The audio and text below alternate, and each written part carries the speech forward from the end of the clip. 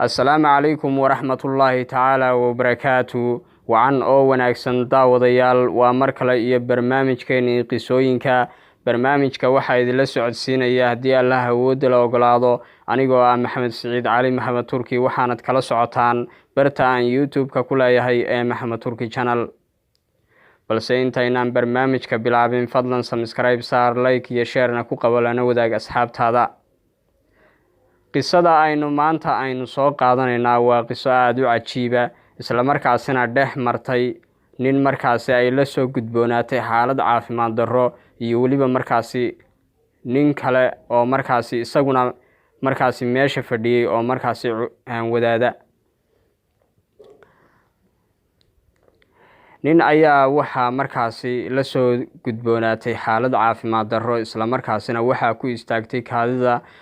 dabadeetana markaasi waxa la geeyay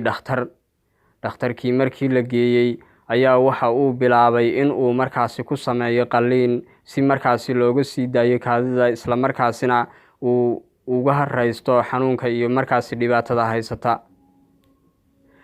kadib dabadeedna markii ninkii lagu sameeyay qaliinkii ee markaasi kaadidii laga soo daayay ayaa markaasi waxa uu markaasi bilaabay in uu ladnaado oo uu markaasi bilaabay inuu ka baxo dhakhtarka si uu noloshiisa caadiga ahayd isaga sii wato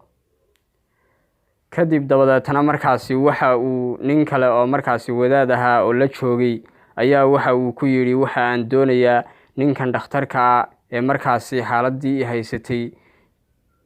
iga saaray ee markaasi aan kaga baxay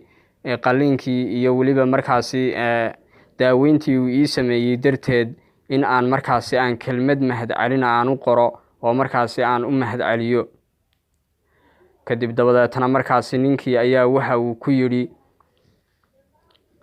maxuma oo markaasi dadka waa loo mahad celiyaa waa kii xadiiskii rasuulkuna ahaa man laa yashkuri naas laa yashkuri illaah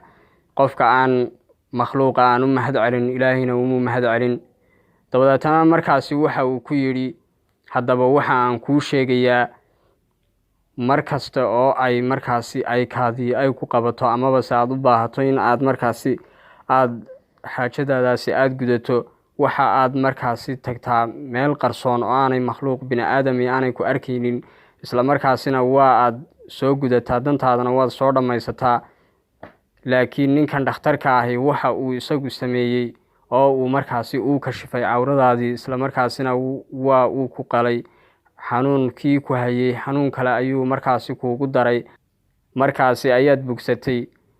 laakiin waxa muhiim ah inaad marka hore aad u mahad celiso Allah isla markaasina aad uga mahad celiso caafimaadka uu intaasi oo dhan uu ku siinayay iyo waliba sidii uu ku asturayay ee marna isagu aanu u kashifin cawradaada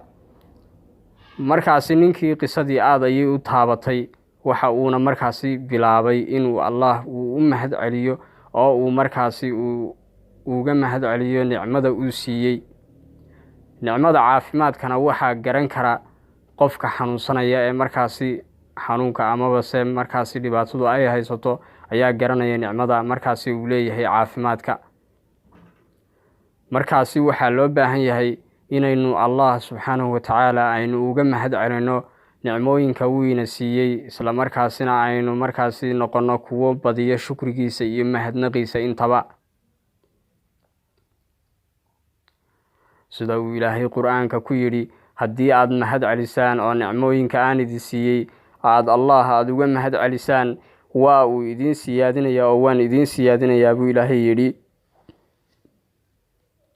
haddii aad ka kufridaan nicmooyinka aan idin siiyayna cadaabkaygu waa mid daran nicmooyinkuna waxa ay markaasi ay leeyihiin dabarka nicmooyinkuna waa shukriga iyo inuu markaasi uu qofku uga mahad celiyo nicmada uu Ilaahay siiyay waxa uu markaasi ku helayaa in nicmo kale oo aanu haysanin ay u siyaado